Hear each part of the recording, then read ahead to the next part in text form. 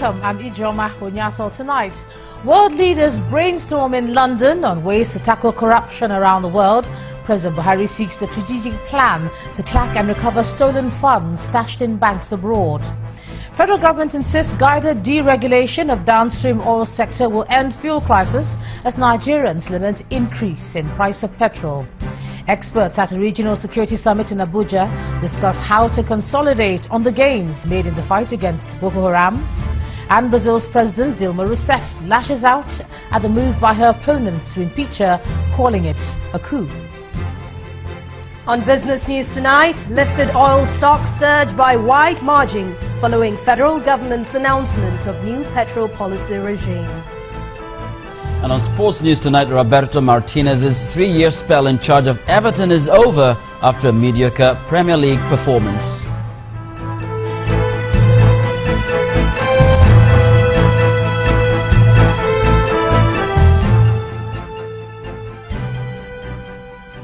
The need to eradicate corruption resonated at the Anti-Corruption Summit in London, where world leaders, including President Muhammadu Buhari, called on all nations to join hands and deal with the scourge.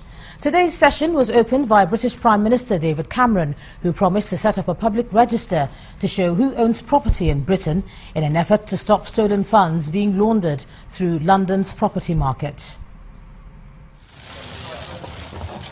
Delegates from across the globe converge on London for the much-publicized Anti-Corruption Summit. Nigeria's President Muhammadu Buhari is one of the delegates. He has received much attention, especially as his country continues to receive attention prior to the summit. When it comes to tackling corruption, the international community has unfortunately looked the other way for too long. We need to step up and tackle this evil.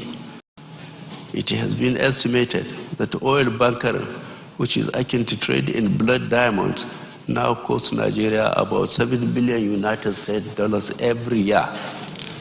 Honorable Prime Minister, distinguished ladies and gentlemen, the suggestion I made about what this conference ought to do, I think should be taken as seriously and as urgently as possible, so that the correct message is sent across to the international community. Host Prime Minister David Cameron, speaking on why he convened the summit, says corruption is at the heart of most problems in the world today and therefore requires a global solution.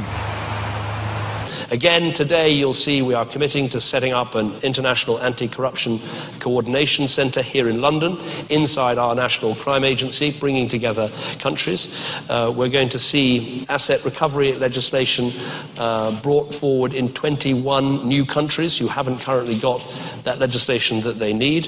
You're going to see a global asset recovery forum set up so countries can come together to make sure that where assets are stolen from countries through corruption, that money is returned. But again, we know there's more that needs to be done. The Nigerian president has spoken very powerfully about this, and we need to examine what more we can do to make sure this happens. The United States Secretary of State, citing Nigeria as an example, berates a situation where money is meant for the people are stolen by leaders to the detriment of the people. Supposed leaders of nations are seconding billions of money into banks that supposedly have a know your customer standard and don't apply it. This money goes somewhere, folks. When I read that tens of billions of dollars was stolen from President Buhari's country by generals and put into other nations, some of it in our country, and we are now working to restore $350 million back, and there's more to be restored to the people. And every one of those $1 million that comes back to a country is the opportunity to provide a desk and a chair and a school and shelter and healthcare and meet the needs of nations. A 34-point communique from the summit, among others, stipulates that entrenched corruption should be targeted wherever it occurs, and the culprits should be brought to justice. They call on individual countries to set out their specific commitment and actions to build upon the outcome of the summit. Chukwuma Onwekuse in London, for Channels Television News.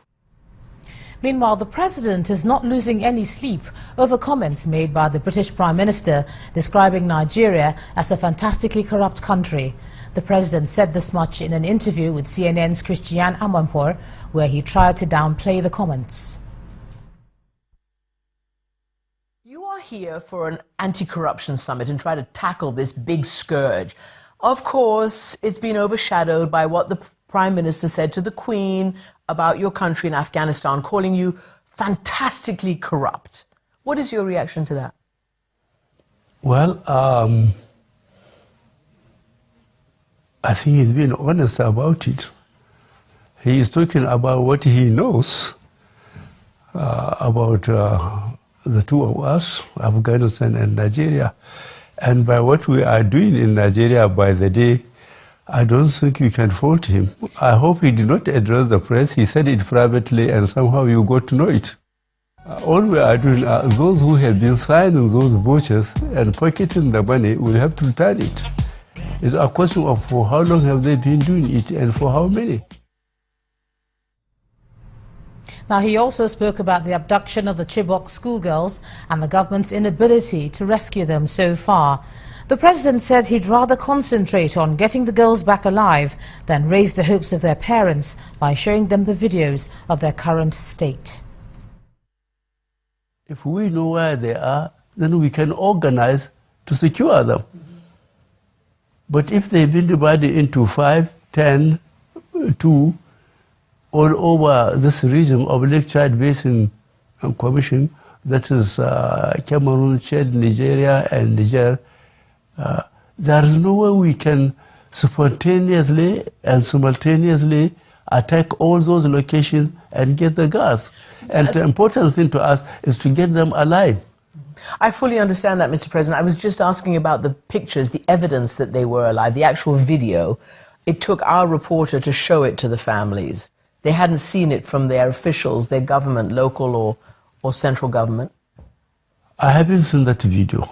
But even if I see it, I will be very careful about showing it to the family. There's no point to fraudulently raise hope of the families if you can't beat them. I saw the families as a group twice. One, they came to visit my wife. Two, they came as a group to see me. And the less I see them, the better for my own emotional balance. Makes you sad. Yes, I try to imagine my 14-year-old daughter, 14 to 18, missing for more than 2 years, trying to imagine what condition are they in. A lot of the parents would rather see their graves, see them in their graves, than the condition they imagine they are in now. President Muhammadu Buhari speaking there with CNN's Christian Amanpour. Now, U.S. lawmakers may soon vote on a bill that will allow President Barack Obama and his government to set aside all or parts of the Abacha loot recovered in the U.S. for victims of the Boko Haram insurgency, and that's according to an online newspaper, Premium Times. The bill was sponsored by Congresswoman Sheila Jackson Lee, who represents the 18th District of Texas. Ms. Jackson Lee was one of the 10 people who spoke at the congressional hearing on the condition of the Chibok girls since they were kidnapped over 2 years ago. The Congresswoman, who visited Nigeria on a fact-finding mission a few weeks after the abduction, says the bill was motivated by the plight of the families of the kidnapped girls and that the intention is to create a relief fund for them and other victims of insurgency.